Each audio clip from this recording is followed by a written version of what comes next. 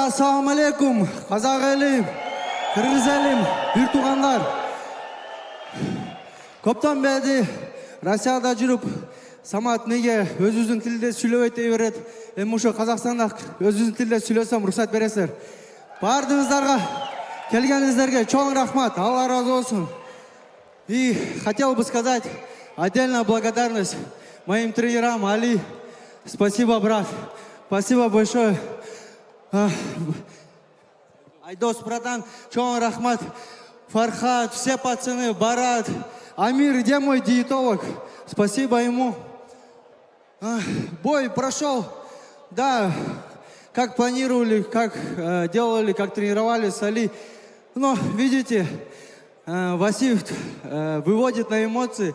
Я тоже чуть вывелся, решил потанцевать, вот и хапнул. Но это спорт, это единоборство. Такие удары бывают, пропускаем. Самое главное, не тот, кто сильно бьет, а тот, кто держит удар. Поэтому, Казахстан, спасибо за очень теплый прием. Чоң рахмат сіздерге. Мы еще приедем и будем в еще лучшей форме. Спасибо. Самат, один вопрос. Готов ли ты подраться за титул против Исы Тандовского? Газ, газ, газ. Если контракт, все сделаем. Просто я вижу себя по боксу. Я хочу и двигаться, хочу по боксу, по про-боксу. У меня сорвались 2 турнира.